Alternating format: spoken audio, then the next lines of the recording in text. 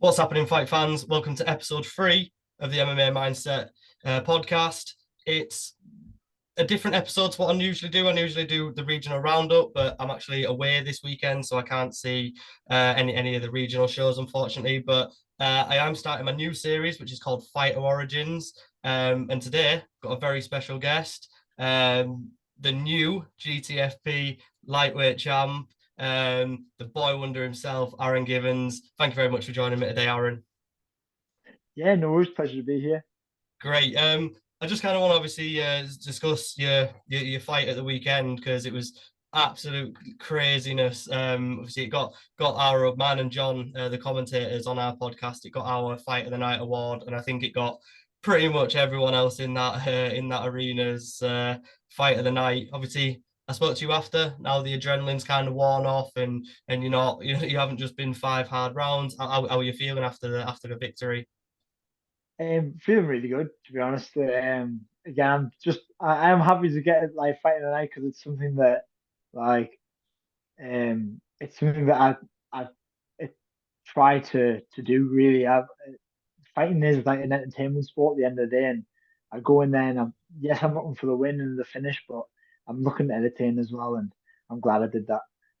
Yes, it certainly did that. Like I said, my brother, it was his first ever regional MMA show. He's been like UFC, Cage Warriors, and all sorts of stuff like that. But and then I said to him, I said, by the way, this fight's going to be a barn burner, and he was like, that was insane. So you've converted a new member of the MMA fan base to regional shows now and stuff like that. Because I think he's just seeing the talent that you can kind of get on them. Oh yeah, like I think people sometimes forget that that all these guys that you're seeing in the UFC and Cagers and all of them, they all come from like these regional shows and like the talent that you've got in the UK, even just at amateur, um again my fight was proof of that. Um yeah, the talent coming through now is absolutely it's crazy. Yeah, definitely. Have you had a chance to watch the fight back, or have you not had a chance yet? Yes, I've just watched it today actually. So yeah, it was a good watch. Because sometimes like especially when the adrenaline's so high and like the pace of that fight as well, sometimes like all 5 rounds just get blurred into one. So I was like, when you're just going off memory of what happened, I'm like it's kind of what I think happened, but then when you watch the rounds, like, oh, actually that happened in that round, and you did actually score that, and there's other things like that, and it's good to watch it back. Yeah, definitely. Like I said, I watched it back and I watched it a little bit more closely this time, and it was just so impressive. I think in the moment when I'm there, I kind of get a little bit my adrenaline's up and I'm just like a little bit excited, and you don't quite actually sit there and watch all the little technical stuff as much as you should do. And like I said, that was just one hell of a fight. And like you said, there was a good reason that Guy and everyone at Golden Ticket had put that as the main event. Even when there was going to be the pro fights on there, your guys' fight was still the main event. So I think that kind of talks testament to the sort of fights that you put on every time you step in the cage.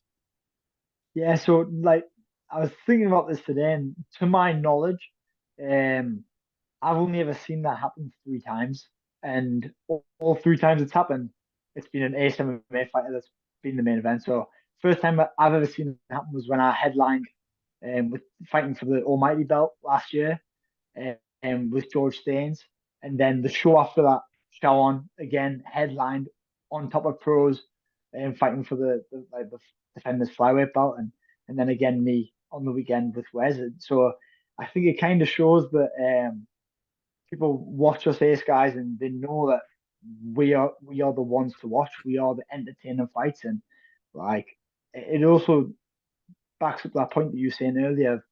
I heard you say on the podcast as well, that could have easily been a pro fight. You know what I mean? So even when you've got like those early pros on the card still, but if you look at the level of that fight that you've just had with me and Wes on the weekend, like it did deserve to be main event, and we definitely proved that. Yeah, 100%. I kind of want to speak to obviously like about the George Staines fight and stuff like that. Do you ever say no? Do you ever just go, nah, actually, I'll just leave this one out because you fought pretty much all of the best amateurs at your weight classes, like since day one, really? You ever just go, nah, don't really fancy it, or you just kind of you get No, into it with anyone? yeah, well, we've again within reason, but like I've said this over and over again, amateurs where you have to test yourself, you have to put yourself out of the like out of your comfort zone. You have to take challenging fights that you can improve. You have to take fights against guys that can expose your weaknesses. Um, and yeah, I've done that, and I've come miles on miles of improvement just by even doing that.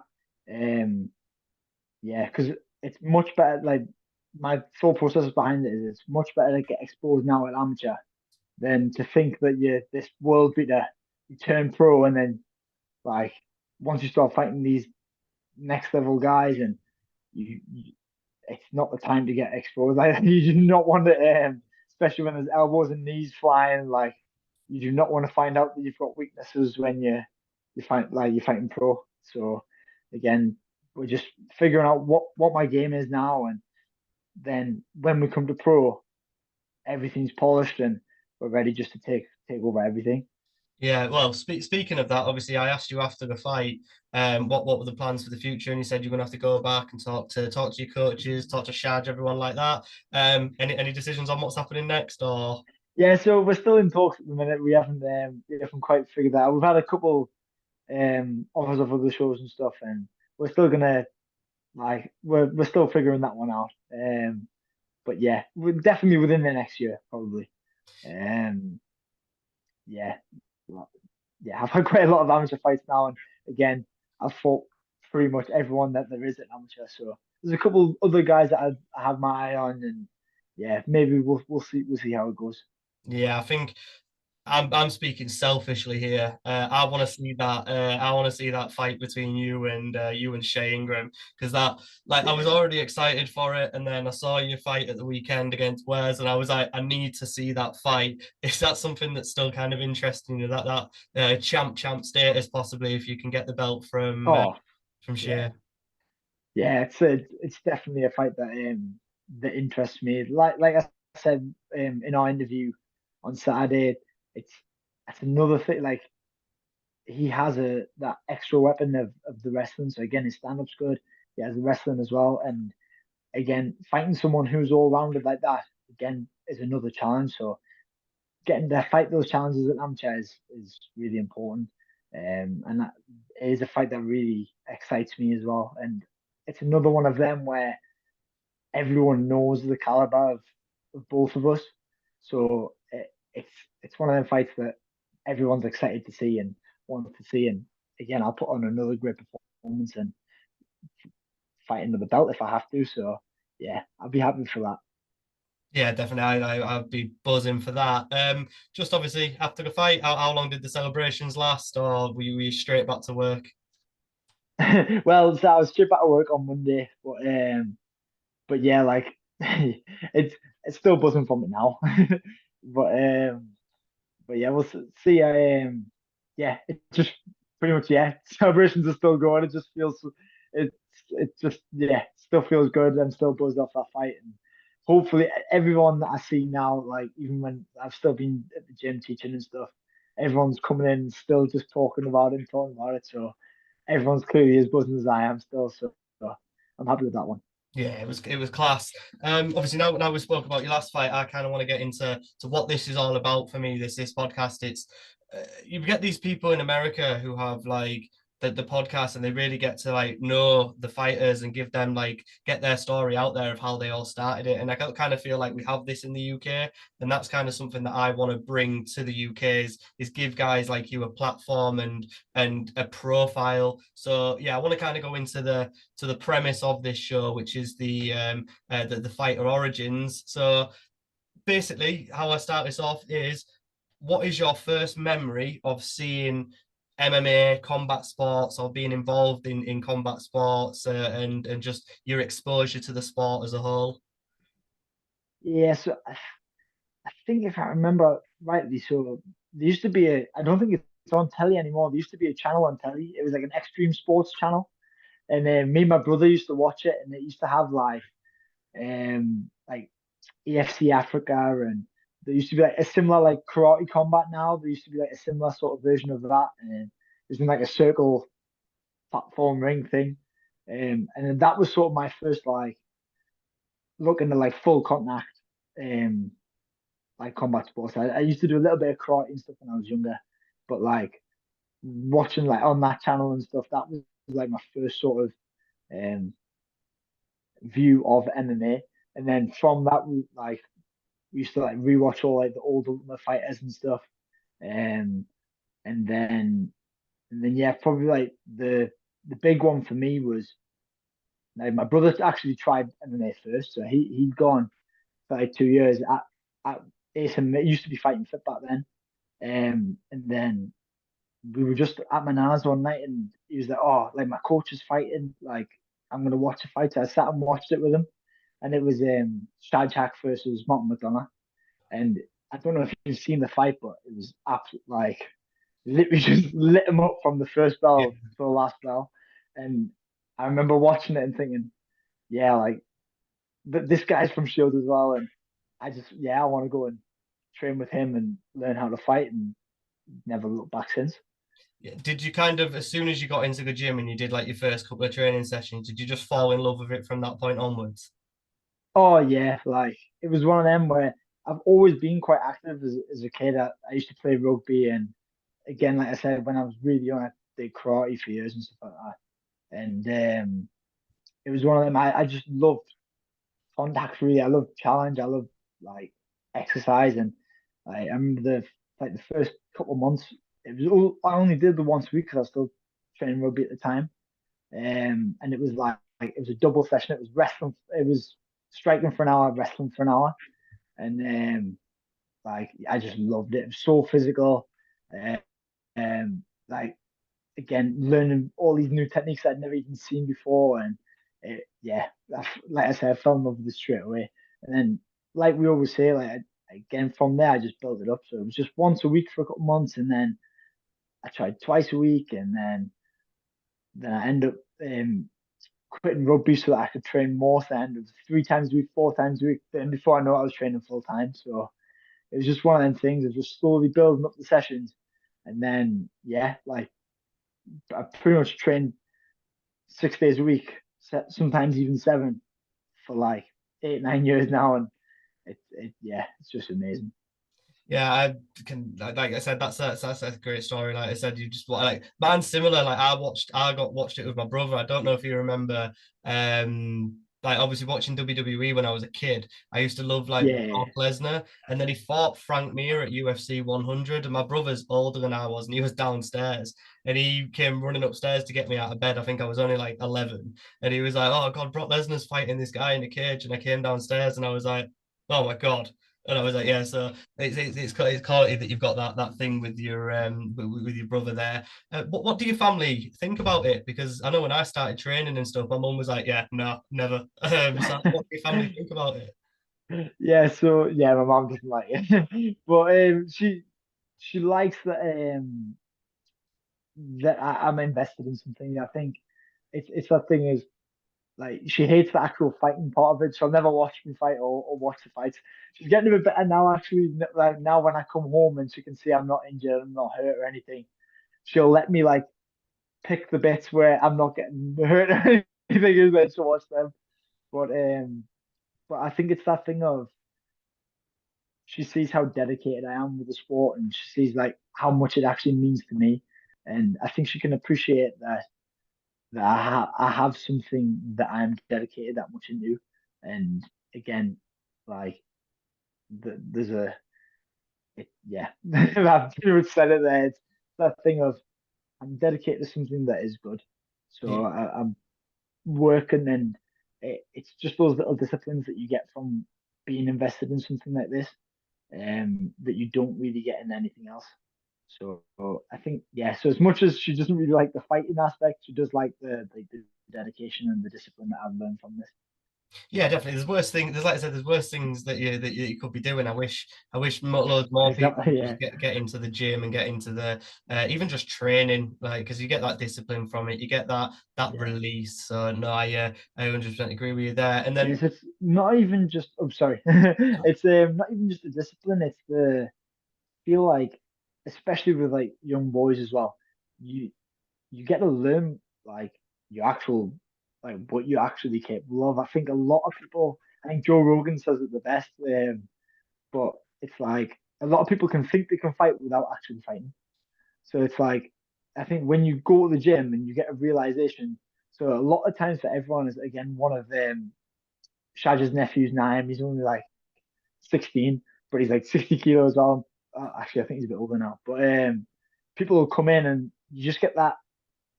You think, oh, like, yeah, I'll just do him in.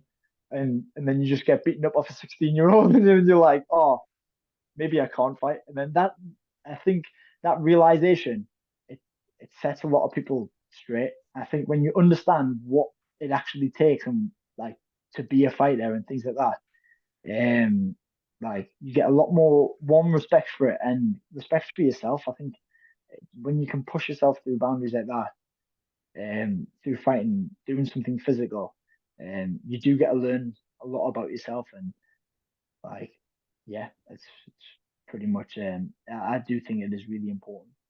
yeah, I think it strips a bit of an ego, I think, because like I said, I Yeah. remember stepping foot into an MMA gym, a new one that I joined in York, and you know the guy, it was Stafford Swainston. Oh Um, yeah, yeah, yeah. he was just this little 16-year-old lad, and I was quite a stocky 19-year-old, and I was like, oh, I'll be honest, I'll be absolutely sound. And he just proceeded to kick the piss out of me. And I was just like, what? Because I always thought, oh, I can handle myself, it's fine.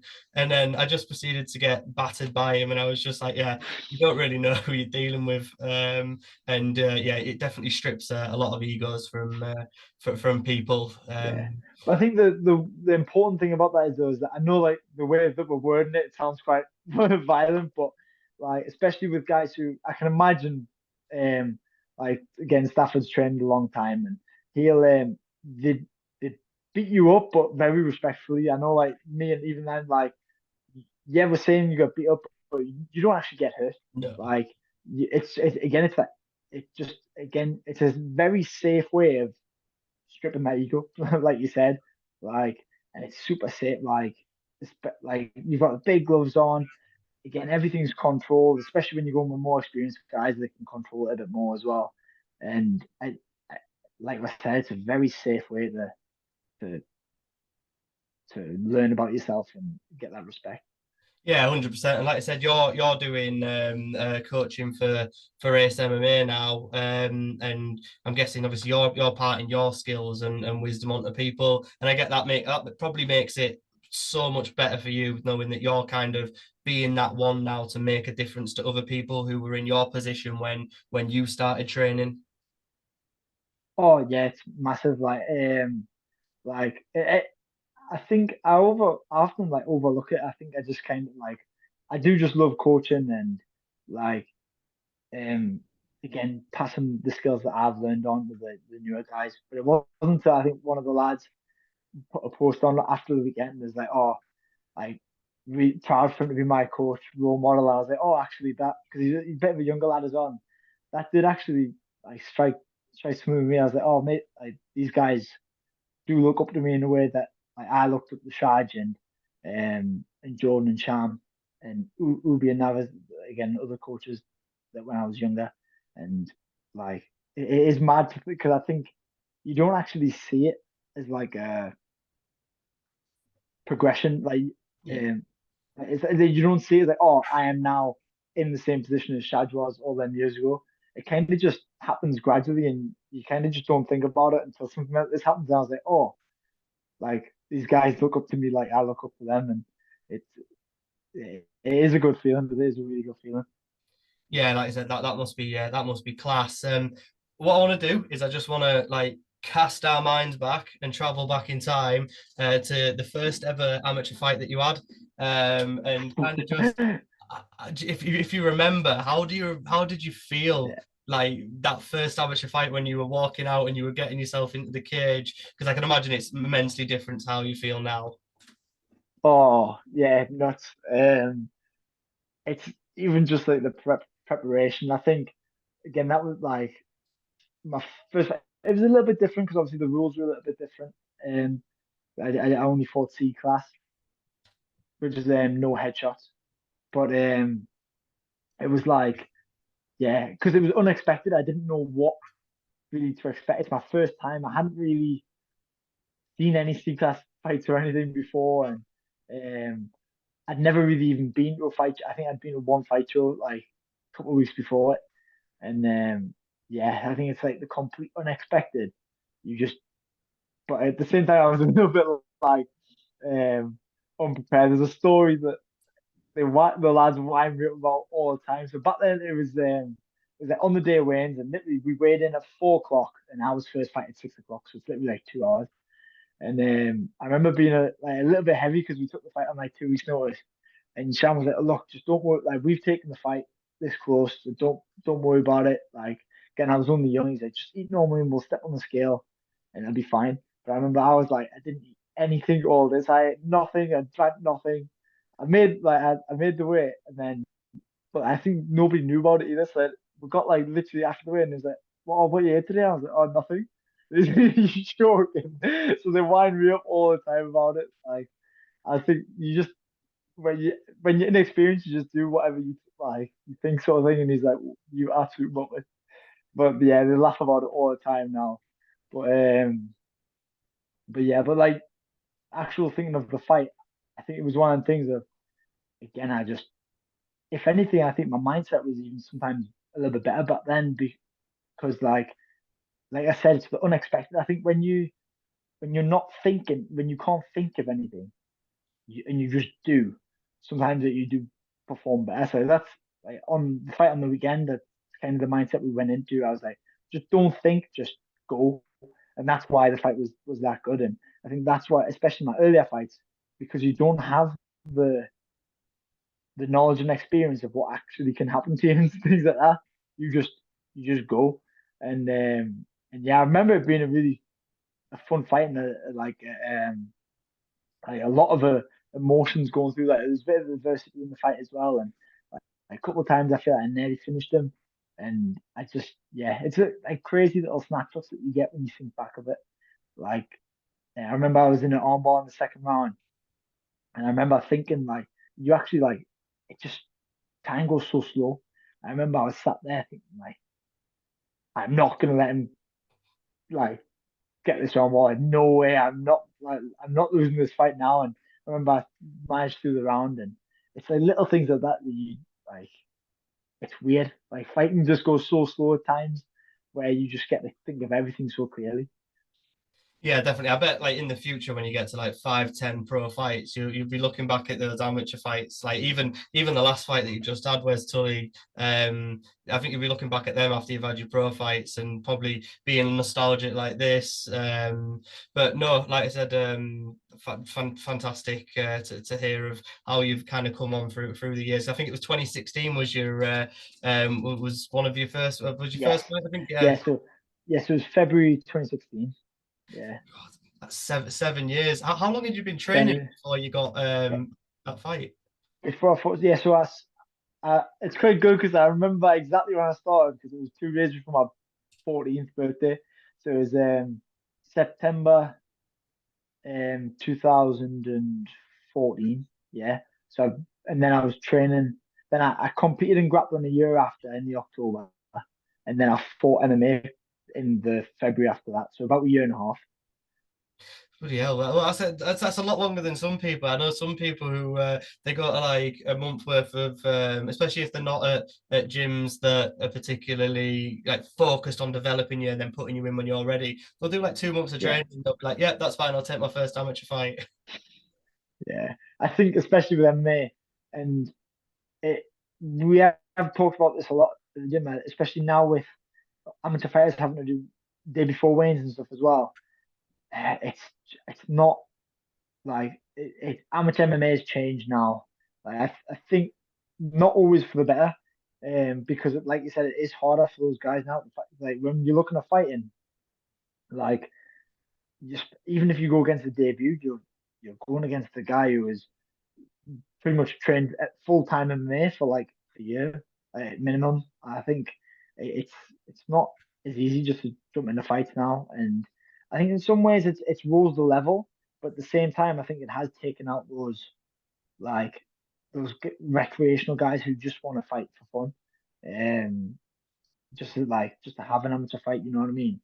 But I think like it is one of them things of I think the best way to do it is like it works for me of again getting that competition experience of like grappling comps and performing under that pressure first and then working your way into an MMA fight. I think sometimes just jumping straight into an MMA show, like the lights and fans and everything, like it sometimes can be a bit much. Some guys thrive from it, don't get me wrong, but especially if you're a bit anxious, like guys will struggle performing on that first fight. Yeah, definitely. I mean, my partner says sometimes, "Oh, are you thinking about getting back into it?" And it's like, I don't have the time. Like these, I was like, these amateurs train like pros now. They're training 5, 6, 7 days a week, putting everything into it, and I can't compete with that. I do this, I do just the gym normally. I work like full time, and that. I says I can't get back into this. The landscape has changed so much. Whereas if you want to get to like your level of being an amateur, have multiple titles. This has got to be your life. Oh yeah, like it is a tough one. I know, like, but yeah, that is true. Like, if you want to make a career of it, there's there's got to be a lot of sacrifice. It is difficult. But back to your point, I definitely think there's a lot of gyms now that are starting to do like in the clubs that we just got our guys on, and in the club a couple of weeks ago. Um, and I think that seeing them come back through now is good for these new amateurs. That getting that competition feeling um without that extra pressure. So it's kind of a step up from your sparring, from your training, but it's again still that little step down from the fight where it's getting that experience of competition within like a safe environment. Um, but yeah, it's good to get your team back training, man. So if you're ever up north, just hit us up and get some training. I've never found my family and that are from Scarborough, so only about an hour and a half away. So yeah, if I'm up that side, I'll come to the gym and I'll just see how rusty I am when I haven't thrown a switch body kick in about 5 minutes time. So yeah, well, what I want to do now, mate, it's just a little bit of fun. I've got some overrated or underrateds to go through where we'll both do it. See how many we agree on, and then yeah, we'll see where we're at. So first one is just in general, the UFC underrated or overrated. Oh, that's actually got a tough one. Um, I got underrated. Ooh, I was gonna say overrated. Oh, it's one of them. I think it's overrated to like the casual MMA fan, but it's underrated by like people who are really into the sport because I think we kind of take it for granted now because there's cards every week and it's not always Yeah. the best fighters on every single week and stuff like that. But I think yeah, I think I can see your point from probably our perspective, bit underrated. But no, I think as a general But again, sport. at the same time, I was saying that was a tough one because I think in the same aspect, I think people always think, wow, the best fighters are in the UFC, but I think they underestimate shows like Cage Warriors, PFL, One FC, like that. I think everyone bottlenecks just into the big name, the UFC, but like there's some insane talent like in the other major promotions as well. Yeah, I think it used to be like this with the US. So like this was the talent, and then this was the UFC, and now it's kind of like dispersing a little bit. Like people are finding like PFL and staying in Cage Warriors even longer. Yeah. It's starting to disapparate a little bit, and I think that's only good for the sport. Is that Oh yeah, definitely. yeah, definitely, mate. Right, another one. How about calf kicks? Um, oh, again, I feel um, everyone's rating them appropriately. Like I Yeah. feel like they're very appropriately rated. Like everyone knows that they're dangerous. Like they're absolutely horrible. Yeah, you're only like the thing is that, and I know it's like easier said than done, but you're only one or two checks away from you not calf kicking anymore. As soon as someone checks a couple of those calf kicks, I know it still hurt, but you're not going to keep throwing. They're hard to check. They are hard to check. The calf kicks. Um, I've I've done it myself. Like they sometimes I thought I'd check them, but especially if you've ate one or two first before you start checking them, yeah, they still do damage. Like they're not nice. They're not nice at all. Not all. And then this is one that's obviously close to your heart, the Northeast. Hey, underrated. Always underrated. Yeah, I'll agree with that one. I was actually born in Concert. All right. Yeah, I lived in Gateshead for the first 4 or 5 years of my life, at Highfield, Rowlands Gill area. So yeah, I love the northeast, and I love all those towns down the side. Though I love like I used to spend a lot of time in Middlesbrough. That was pretty sound. Like Sunderland, yeah, they're all there, but I love going to Newcastle, and that's like I said where my life started. So yeah, I would agree with you there on underrated. Um, this is one that I bet you said it was your guilty pleasure. Musicals, Oh, I love a good musical, man. I love a good musical. Um, yeah, underrated. Love a definitely. musical. What are your favorite Yeah. musicals? Oh, so I went to see I went with my ass to go see Sister Act in Manchester, and that was probably like one of the best ones I've seen. It was incredible. Yeah, but I love musicals. I've seen like four musicals on the West End in London, and just like I just think they're absolutely class. I've seen Grease on the West End with that had Peter Andre in it, like Matilda, um, Hamilton. Like yeah, I'm all about the musicals. Yeah, And then last one on the underrated overrated, Jamala Hill, current light heavyweight champ. yeah. I've not watched enough of them to feel, but from what I think he's getting a lot of hate at the minute. But again, he's champ for a reason. So yeah, I'll say underrated. Yeah, I'd say he's massively. I'd say he's massively underrated. Like I said, you don't get to be in the UFC champ by some sort of luck. I know there has been champs in the past that probably shouldn't have been champ, but nah, not in the big boy divisions as well. Like he's criminally underrated, and I think he'll put on a show when he fights again and defends his title. Yeah, but I think like I said, I've not watched enough of them to give like a full opinion. But like, from what I've heard, and what I've seen, it's one of the things I think people judge fighters too much on one fight. So I think because he got his arm broke off Paul Craig, if I remember Yeah. rightly, if that was him. Yeah, I think people are like, oh, Paul Craig tapped him, blah blah blah. Like all this sounds like you can't judge a fighter on one fight. Like there's too many variables in fighting to say like just off one fight go, oh yeah, that guy's not very good. Like especially someone like with being in the UFC, he's had a lot of fights. Like you can't just put all of his experience and everything just into one fight. No, exactly. It's not doable. Like people improve y there's no time limit on improvement either. I think it's crazy. Like especially the higher level you get, one little detail can just change everything. Can literally like I felt it even myself. I got a kick up the backside 2 weeks ago. One detail changed, and then I've literally felt myself improve like absolutely insane amounts just off one small detail. It's like a light bulb moment, and everything slots together. So yeah, you can't judge someone on one fight. No, exactly. And like Paul Craig's tapped out loads of people. He tapped out Magomed Ankalaev, and I know he was getting beat that fight, but everyone rates Magomed as like one of the top guys coming through the sport. So yeah, you can't kind of judge them off that fight at all. Right, and then last of all, it's a bit of a would you rather. These are just ridiculous. So we'll just see how they actually are. I was just sat at work today, and I was like, I'm just gonna make these up on the spot.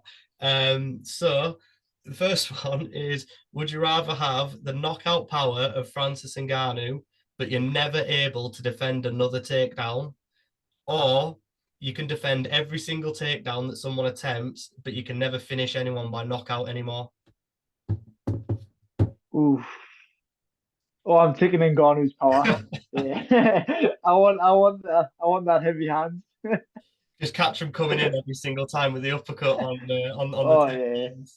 Yeah, Yeah, I'm taking that Ngannou power. yeah, get that highlight reel. That's and this is one that I asked a lad at work who's into MMA, and he went with the answer that I think people will jump to naturally, but I think it's a bit more deep than that.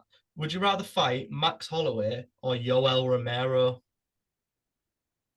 Oof. Whoa. Probably Max. Probably Max.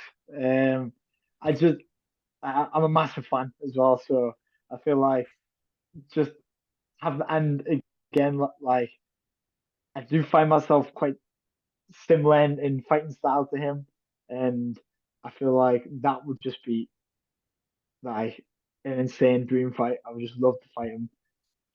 Yeah, definitely. I mean, I kind of went a way of I'm not one of the best amateur fighters in the UK at the moment, and I went, I'd rather just fight Yoel Romero so it's over quickly. Whereas whereas Max Like, Holloway's gonna batter me for 25 minutes, and it's not gonna be yeah, fun. but if you think about it, like I think people always think that, but if you think Max is battering people like not really getting the finish over like the top fighters in the world. So I think it's a bit naive to say like that you would get beaten for 25 minutes of Max Holloway. I feel like even me, if I fight Max Holloway now, like like yeah, he's capable of finishing people. I think it's the people he fights that is hard to finish, and that's why his fights um go that long distance. Yeah, definitely. I feel like maybe I could run away from Yoel Romero around the cage and not even. Well, you could definitely. Oh yeah. Well, they probably charge like absolutely sprint after you, like, but Yeah, but he'll get he's an tired quicker. animal, Whereas Max will absolute just animal. Nah, he'll just he doesn't chill in get it, tired. just He'll chill. chase me, and I hope he's doing nothing. And then the last one's a little bit ridiculous, but I see that you share a lot of these like burgers and stuff, and like Oh, these scram like because I can see that you love your food. So would you rather be able to have unlimited food and it's free and you never gain any weight, so you can just pick a weight that you're going at, but every time you want I'm to taking that option. Doesn't matter. I mean, this is the caveat. But every time you want to leave your house, Vandalay Silva is guarding the door. And like, Oh, I'll take Vandaleon for free burgers, like well, it 100%. was Free cheesecake and not losing weight. I'll fight Vandalay every day. Every day no, I'll fight him. well, Happy days. it was. I don't think you'll take this one. That it was, or it takes you 5 times as long to do your weight cuts and lose weight, but you never have to pay any bills ever again. Oh, well, considering I woke up on weight on the weekend, so like five watches 5 times as long as that means an extra 5 minutes. So, um, ooh, God. But to be fair, the amount that I'll save on not buying any food, that I'd also be very, I could be able to pay my bills, no worries. And you can just scran as much as you want. So, no, Exactly, yeah, I'm 100% sticking with the scrum. no, that's spot on. But yeah, that's basically all I had for you today, Aaron. But no, I've had a great time, mate. It's you've been my first guest on this Fighter Origin, and it's been great having you here, and it's been a right old laugh, mate. So no, I am really grateful to have you on. Is there anything obviously you want to say before we jump off today? Yeah, I'll just give a again quick thank you to all my everyone who's got me to this point. I think when I first started, I never thought I would be sat here doing interviews and things like that. So yeah, I'm just so happy to be where I am, and it's a big thanks to again all my team at this MMA. Again, my girlfriend Hope for sticking up, like sticking by me and putting up with all my mood swings and stuff like that. But yeah, I appreciate everyone who shows me the support and gets me to where I am. Yeah, fantastic, mate. Like I said, massive props to coming on. I really appreciate your time. But no, that's all we've got. All we've got time for today, guys. I will leave all Aaron's socials in the description. Put them out on social media and stuff. And yeah, if you go ahead there and give him a follow and watch out for these fights that he's putting on because, like you said, you see at the weekend. They're absolutely crazy. So no, that's great. But no, thank you very much, guys, for watching, and My pleasure, mate. Thank you. we'll see you later. Thank you. Cheers. Thank you.